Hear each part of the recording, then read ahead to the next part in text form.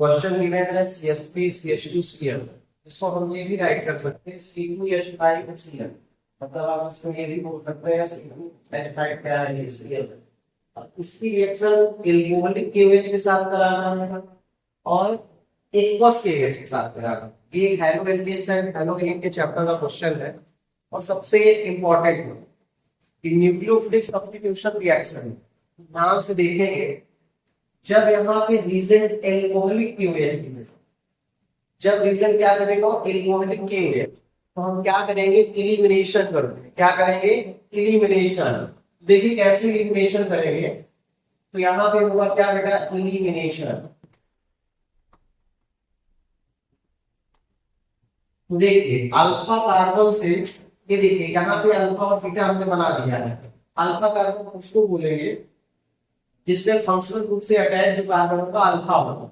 यहाँ ये Cl जो है अल्फा है, अल्फा कार्बन से Cl को रिमूव करेंगे एंड बीटा कार्बन से किसको रिमूव करेंगे हाइड्रोजन। अल्फा कार्बन से किसको रिमूव किए Cl को, बीटा कार्बन से किसको रिमूव करेंगे हाइड्रोजन को। जब क्या लिखेंगे एल्कोहलिक लिखेंगे तो देखिए क्या बन जाएगा, यहाँ पर C बचा, C के साथ क्या बन जाएगा, देखिए यहाँ C हो गया, ये C हो गया। अब यहाँ देखिए ये H, यहाँ आपने H लगा दिया, यहाँ भी H लगा दिया।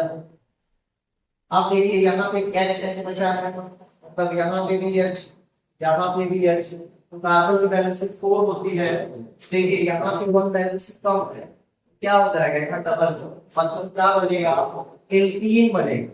क्या बना एल्कीन। अब बाई प्रोडक्ट की बात करें तो ध्यान से देखेंगे बाई प्रोडक्ट क्या बनेगा के यहाँ से और Cl यहाँ से, मतलब आपका एक Cl बाहर निकल गया और बाहर क्या निकल जाएगा यहाँ से OH और यहाँ से H, तो प्लस क्या H।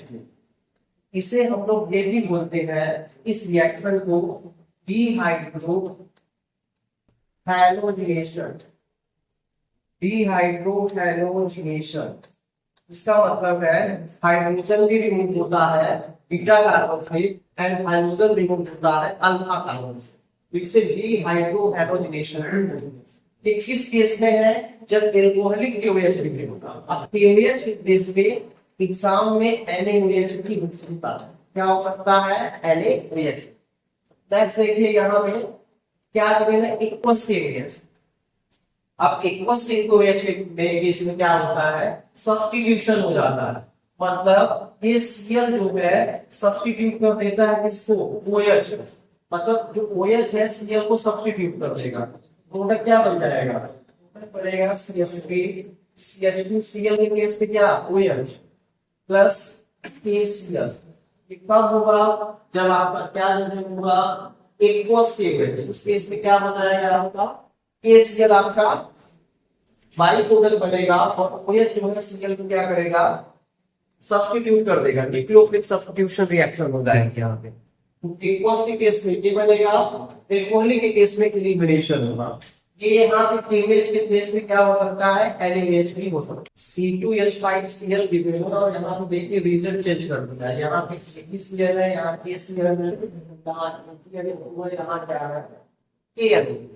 तो ध्यान से देखेंगे KCl में जो बॉन्ड बना होता है बेटा वो आयनिक बॉन्ड।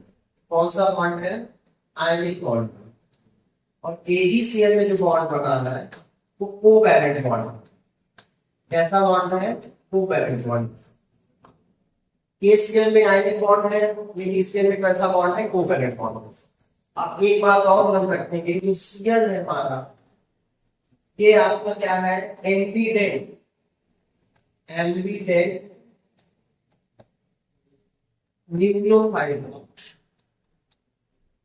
एम्पीडेंट क्या है न्यूक्लियोफाइल। एम्पीडेंट का मतलब ये होता है कि ऐसा न्यूक्लियोफाइल जो दोनों साइड से क्या करें रिएक्ट करें, नाइट्रोजन साइड से भी रिएक्ट करता है कार्बन साइड से भी रिएक्ट करता है। एम्पीडेंट लिगेंड है, साथ में NO2 भी जो है आपका ये कैसा है एम्पीडेंट लिगेंड। तो आप देखेंगे ध्यान से यहाँ कोवैलेंट बॉन्ड है, यहाँ आयनिक है। ये जो हम पढ़ रहे हैं ये क्या है nucleophilic substitution reaction. Nucleophilic substitution reaction का मतलब ये होता है कि यहाँ Cl न्यूक्लियोफाइल है तो Cl को कोई न्यूक्लियोफाइल ही क्या करेगा सब्स्टिट्यूट करेगा। तो यहाँ KCl में आयनिक बॉन्ड है, ये बॉन्ड ब्रेक हो जाएगा, एक पॉजिटिव बनेगा और Cl क्या बनेगा, नेगेटिव।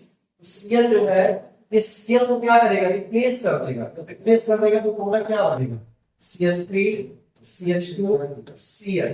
ठीक, किस केस में होगा, जब KCl की वैल्यू हो या NaCl की वैल्यू हो, क्योंकि यहाँ पे जो बॉन्ड बन रहा है वो वैसा बॉन्ड है आपका टाइनी बॉन्ड। अब यहाँ देखिए AgCl है, सिल्वर साइनाइड है, यहाँ पे कोवैलेंट बॉन्ड, तो जो Cl है वो एंटीडेंट लिगेंड है। इस केस में ये किस साइड से रिएक्ट करेगा, ये जो है L साइड से, मतलब किस साइड से रिएक्ट करेगा, L साइड से। प्रोडक्ट क्या बनेगा, CH3 CH2 N पहले आएगा, क्योंकि यहाँ पे AgCl के बीच का जो बॉन्ड है कोवैलेंट बॉन्ड है, Ag और कार्बन के बीच का जो बॉन्ड है ब्रेक नहीं हो पा रहा है, L साइड से जो ये रिएक्ट करेगा तो यहाँ बन जाएगा NC। क्या बन जाएगा, NC, मतलब आइसोसाइनाइड। AgCl के केस में, KCl के केस में क्या बनेगा, साइनाइड बनेगा। सेम चीजें यहाँ देखिए, यहाँ AgNO2 दिया है, यहाँ पे क्या दिया है, KNO2 दिया। यहाँ AgNO2 है और यहाँ पे क्या है, KNO2। NO2 भी क्या है आपका, एंटीडेंट लिगेंड, मतलब ये नाइट्रोजन साइड से भी रिएक्ट कर सकता है, ऑक्सीजन साइड से भी रिएक्ट कर सकता है। तो इसको जब लोग राइट करते हैं, मतलब इसका जब स्ट्रक्चर बनाते हैं, तो स्ट्रक्चर इसका हम ऐसे बनाते हैं, ठीक है। ये L साइड से रिएक्ट किया तो क्या बनेगा, NO2 बनता है, मतलब NO2 बनेगा जब L साइड से रिएक्ट करेगा, और ऑक्सीजन साइड से रिएक्ट करेगा तो उसे हम लोग बोलते हैं नाइट्राइड। क्या बोलते हैं, नाइट्राइड। अब देखिए ध्यान से, AgNO2 के केस में ये जो प्रोडक्ट बनेगा क्या बनेगा, CH2NO2, मतलब नाइट्रो, मतलब N साइड से रिएक्ट किया, किस साइड से रिएक्ट करेगा, N साइड से। अब जब यहाँ पे KNO2 लेंगे, क्योंकि इनके बीच का जो बॉन्ड होगा वो कैसा बॉन्ड होगा, कोवैलेंट नेचर का होगा, यहाँ पे आयनिक नेचर का होगा। तो यहाँ पे क्या होगा, KNO2 के केस में कि यहाँ से किसके साइड से रिएक्ट करेगा, ऑक्सीजन साइड से रिएक्ट करेगा, तब बनेगा तो क्या बनेगा, CH3 CH2 ONO। क्या बनेगा, ONO। इसको हम लोग क्या बोलेंगे, ये आपका इथाइल हो जाएगा, ये क्या हो जाएगा, नाइट्राइड, और उसे क्या बोलेंगे, नाइट्रो एथेन बोलेंगे। तो यहाँ पे लग रखेंगे कि AgNO2 के केस में क्या होता है, AgNO2 के केस में क्या होगा, ये नाइट्रोजन साइड से रिएक्ट करता है, और पोटेशियम के केस में क्या होगा, तो ये इस बात का एलिमेंट है पोटेशियम, इससे रिएक्ट करेगा किस साइड से, ऑक्सीजन साइड से रिएक्ट करेगा तो नाइट्राइड बनेगा।